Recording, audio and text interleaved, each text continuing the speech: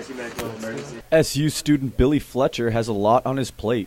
Recently being hired as a supervisor for Syracuse University Ambulance has engulfed his college life.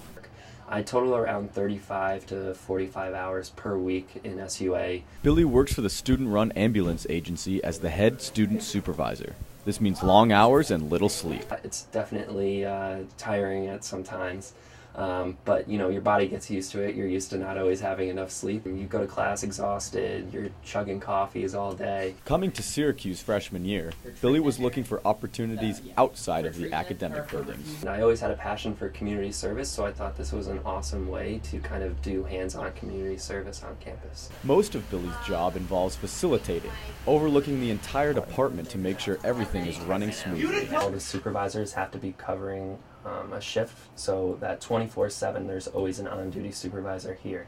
While Billy loves his job, believing there is no such thing as an average day at work, he also believes a lot of people have a misunderstanding as to what SUA is about. Some nasty stuff, and people just don't really think we do that because we're a university ambulance and they always see us at a party or maybe picking up their friend who got a little too intoxicated, so they don't see the other side of it until it's them. But that is just the tip of the iceberg. While Billy and SUA do deal with a lot of intoxicated students, they also handle much more pressing situations. I've seen lightning strikes where I've had to transport patients with burns. I've seen suicides. I've seen death on arrival. I've seen a lot. All these life-threatening injuries Billy has dealt with firsthand has forced him to handle his emotions. First true, really bad traumatic injury that I had, the girl ended up in a coma and she ended up passing away. And that one kind of hit me hard. The traumatic experiences as an EMT can take a toll on you mentally and physically.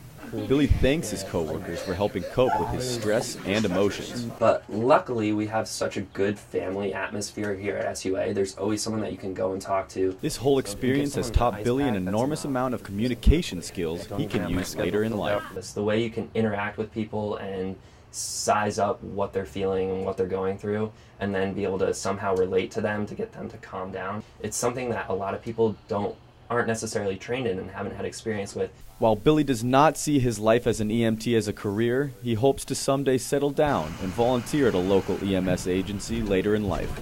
Reporting from Syracuse, I'm Tucker Hart, NCC News.